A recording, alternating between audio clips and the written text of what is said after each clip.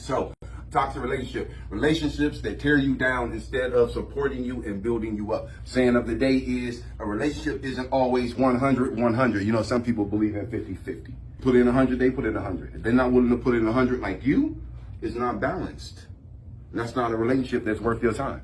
So, a relationship isn't always 100-100. Some days your person will struggle. A relationship isn't always 100-100. Some days your person will struggle. You suck it up. You pick up the 80-20 because they need you, and that's love. This talk is for educational purposes only and is not a substitute for professional guidance, advice, treatment, or diagnosis. If you or someone you know is experiencing a mental health crisis, substance use or abuse, or suicidal thoughts, dial 988-988 is available 24/7 nationwide and staffed by trained crisis counselors who are just a text or a call away. 5 types of toxic relationships you should avoid.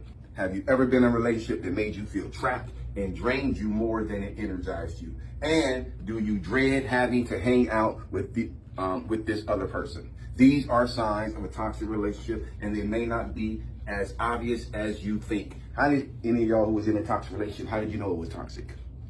Just as you said, it drains your energy. Even, you kind of try to avoid.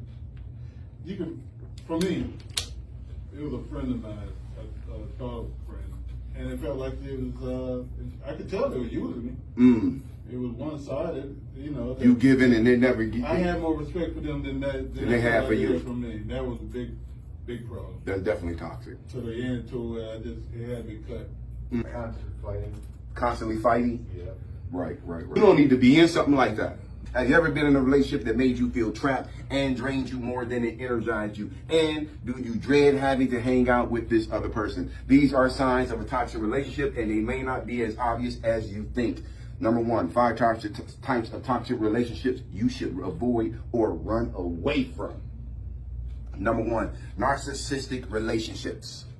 A narcissist rarely takes their partner's feelings into consideration, and everything they do is all about them. They always undermine their partner and makes them feel beneath them. If your partner is all about themselves, always needing attention and affirmation, they may be high in narcissistic traits. In a narcissistic relationship, your partner is more likely to engage in manipulative and game-playing behaviors, which are designed to keep you coming back to them. They play games with you, the carrot or the stick. And these people usually have a difficult time loving someone. Say, if I did that, she'd say, what did you do wrong? Oh. She always thought I was up to no good. I usually was. Then that's where that comes from then. And that's the other part, that part, right? A narcissist rarely takes their partner's feelings into consideration, and everything they do is all about them. They always undermine their partner and makes them feel beneath them. If your partner is all about themselves, always needing attention and affirmation, they may be high in narcissistic traits. In a narcissistic relationship, your partner is more likely to engage in manipulative and game-playing behaviors, which are designed to keep you coming back to them. And these people usually have a difficult time loving someone and lack the ability to feel empathy and genuine care for their partner's feelings. You can be going through some pain and they like you deserve it. That's when your girl crying because one of her relatives or a good friend of hers just passed away, and she's emotional and she's going through it, and you say, you never even hung out with her. Why you crying? You never even really talked. I've been with you 3 years. You ain't never brought her name up, but you acting like this. You've been doing it for 2 days. Shut up. If you're in a relationship with a person and you can't show them empathy, man, you don't love them. 5 types of toxic relationships you should avoid. Number 2, controlling relationships. You better get out of it because you want a relationship where the person is autonomous from you. They can go on trips with their girl. They can go hang out. They can go they don't have to be attached to your hip. That's the best kind of relationship. And then when y'all get done doing whatever y'all doing during the day, y'all come home together. You feel me? That's a relationship. You ain't blowing up her phone. Where you at right now? Who you with? Who you talking to? You ain't driving past her job real slow.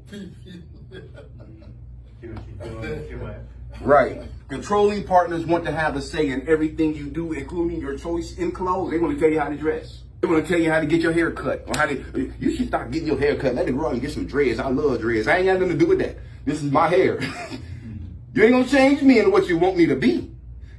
What you see is what you get. Controlling partners want to have a say. I'm sorry, what'd you say? What you get, and that's what it is. That ain't. What you get, that's what it is. That's what it is. Controlling partners want to have a say in everything you do, including your choice of clothes, your hairstyles, and even your daily schedule. They want an itinerary. Where you gonna be at 12? Don't you know with some people in relationships, they gotta tell the person they with, itemize every single thing they doing at what time, every single day. And there's some people in relationships like that, and they go for that.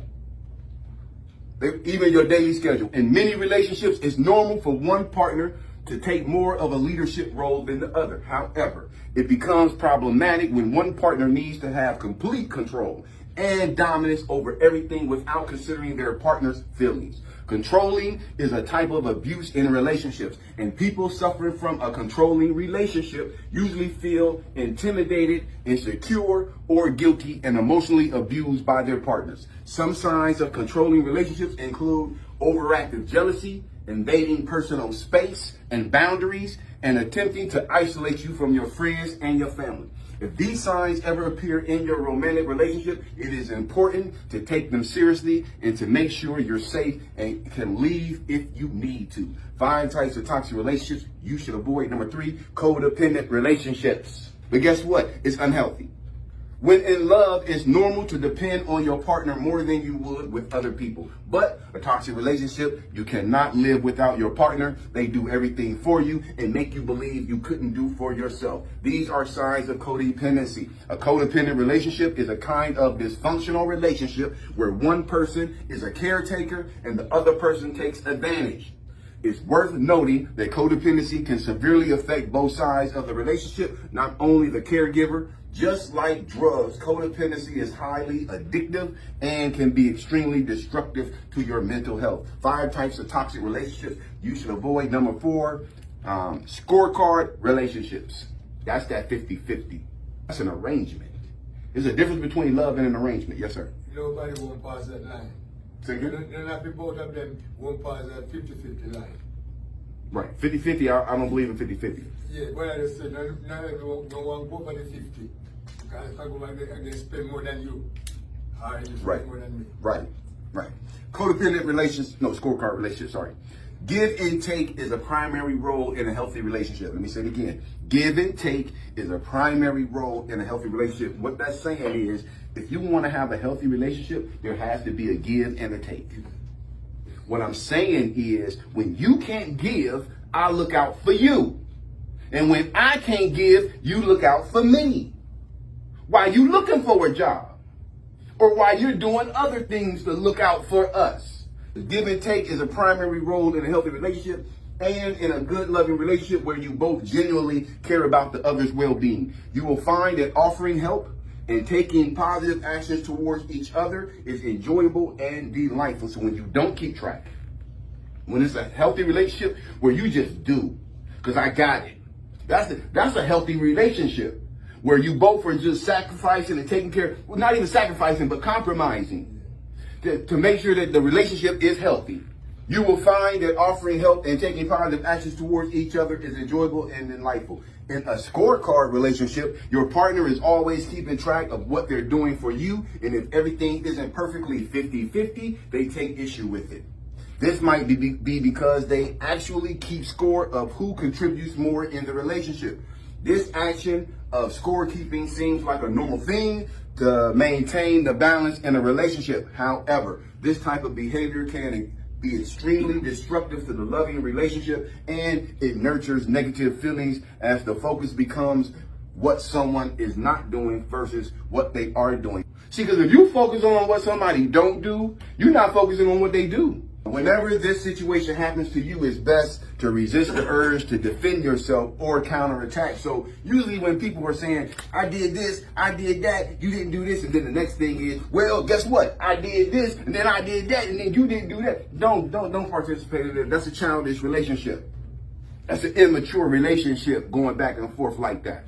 That kind of argument should be beneath you in a relationship. If y'all at the point where y'all arguing, two adults arguing about, I did this and then you did that, and y'all exchanging, scorecards, y'all have an immature relationship. Y'all should break up as soon as possible, and don't let your kids see you doing that. Please, for the love of God, don't let your children see you doing that, because they're going to start doing that. And you're going to just pass that toxicity down to your children without even knowing it.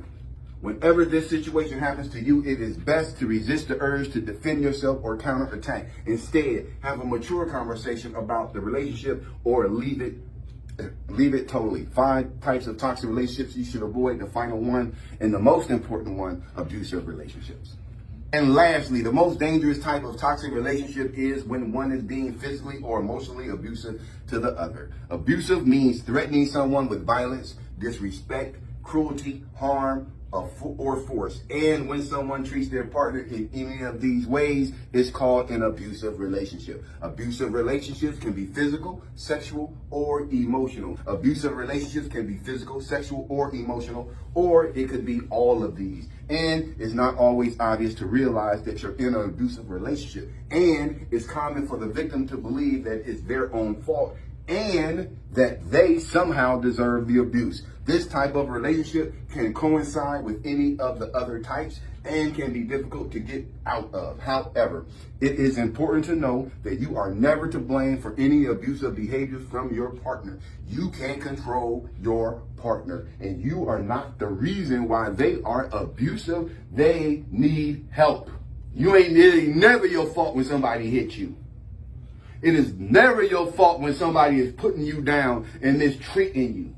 This type of relationship can coincide with any of the other types and can be difficult to get out of. However, it is important to know that you are never to blame for any abusive behaviors from your partner. Some emotionally abusive relationships look normal on the outside, and abusers come in all forms and can be anyone. You get into that mindset if you want to. Abuse don't care nothing about no color. Abuse don't care nothing. I'm gonna go get me a young girl. These older women all about this drama. Okay? The young girl gonna give you a run for your money. Abuse come in all shapes and forms, fellas. You can't tell an abuser by looking at them. And you can't go to another nationality, go to another race and say, okay, I'm gonna deal with these people because they don't deal with abuse. Everybody deal with abuse. There's some ladies out in the rainforest dealing with abuse. Some emotionally abusive relationships look normal on the outside, and abusers come in all forms and can be anyone. It's important to remember that there are people who can help you every step of the way if this situation ever happens to you. If you're feeling threatened and harmed in your relationship, it's best to seek help from someone you trust and explore other options that can get you out. Loving is all about bringing you joy and happiness. Loving is all about bringing you joy and happiness, not sorrow, pain, and fear. And getting out of a toxic relationship with someone you are deeply in love with might seem impossible, but often you will find the other side to be brighter than what you could have imagined. But before you allow somebody new in, you got to work on yourself first. Because you can't be in a toxic relationship and just get out of it and hop into another relationship.